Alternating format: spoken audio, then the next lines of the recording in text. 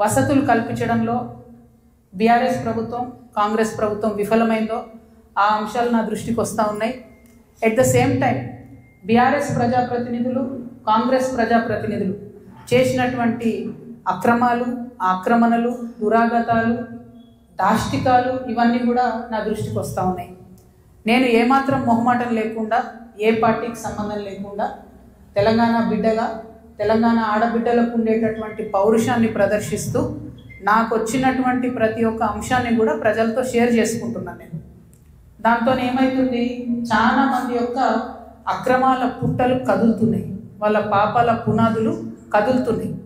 దాంతో నా మీద దాడి ప్రారంభించింది. ఏంటి దాడి?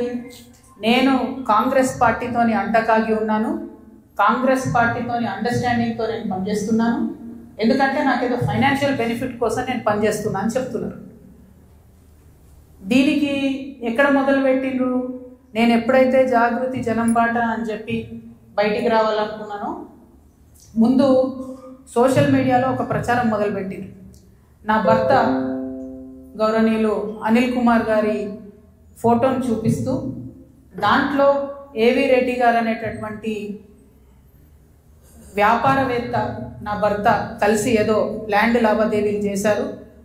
ఆ ల్యాండ్ లావాదేవీ వల్ల నాకేదో పెద్ద ఎత్తున ఫైనాన్షియల్ బెనిఫిట్ అయింది, అట్లా నాకు కాంగ్రెస్ పార్టీకి అవినాభావ సంబంధం ఉంది అనేటటువంటి అంశాన్ని ప్రజల మధ్య ప్రమోట్ చేసే ప్రయత్నం చేస్తున్నారు. ఈ వెకిలి ప్రయత్నాలు చేస్తున్నటువంటి గుంటనక్కలందరూ కూడా నేను చెప్తా ఉన్నా, నేను ఇంకా మీ చిట్టా విప్పడం ప్రారంభించలేదు, ఓన్లీ టాస్ వేసిన అంతే.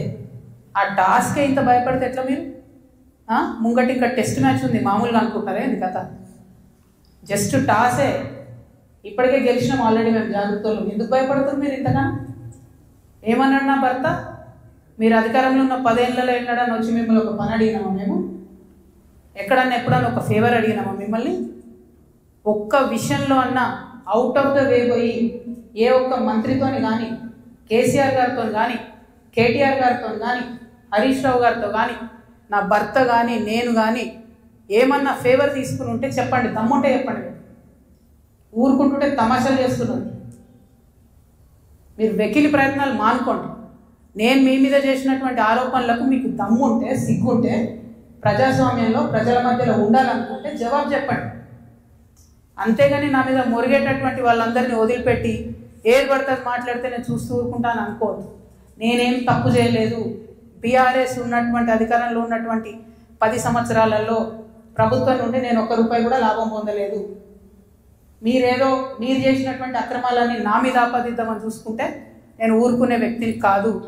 నీతి నిజాయితీ నా వైపు ఉంది కాబట్టి నేను ఇలా ధైర్యంగా కుండబద్దలు కొట్టినట్టు ఎక్కడికి పోయినా మాట్లాడుతున్నా. నాకు ఎవరితో అండర్స్టాండింగ్ లేదు, ఎవరితో వ్యాపారం లేదు. నా భర్త ఎప్పుడైతే టీఆర్ఎస్ అధికారంలోకి వచ్చిందో నేను నా భర్త ఒకటే విషయం అనుకున్నాం.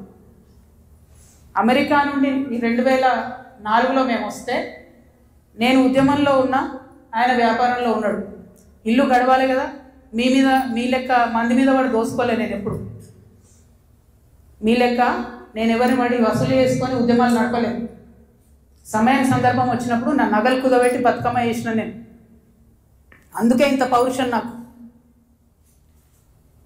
ఉద్యమంలో మీరు ఎవరెవరి దగ్గర దోసుకున్నారు, ఏ స్టూడియోల దగ్గర పోయి ధర్నాలు చేసి వాళ్ళతో కాంప్రమైజ్ అయిండ్రు, అన్నీ తెలుసు సంగతులు. చెప్పలేదు, ఎందుకంటే సిగ్గుపోతుంది తెలంగాణ వాళ్ళదని.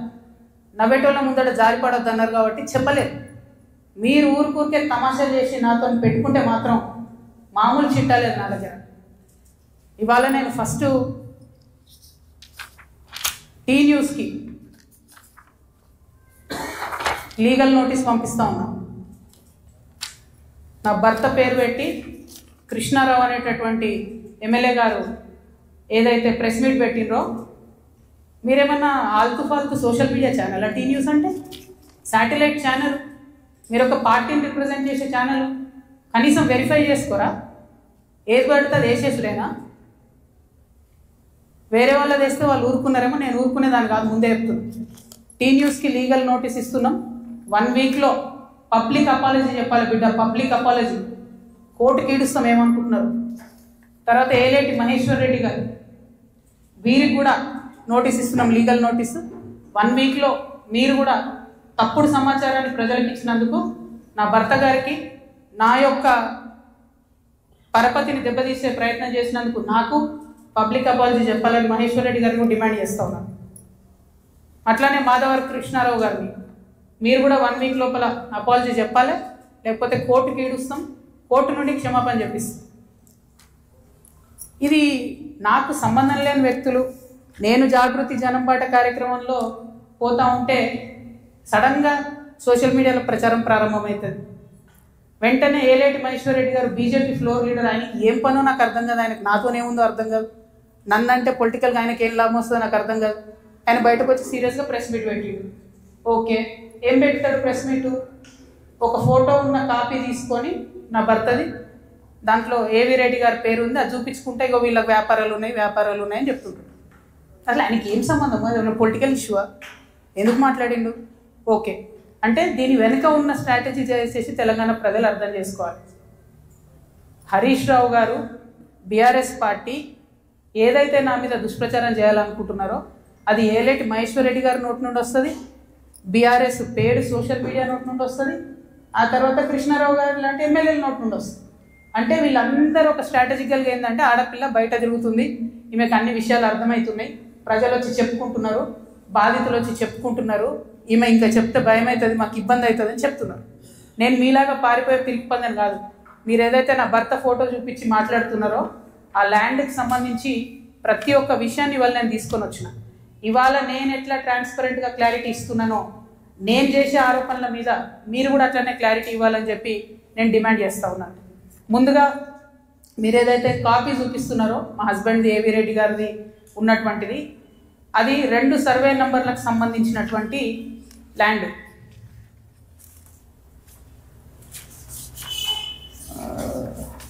బ్రీఫ్ రవీంద్రబాద్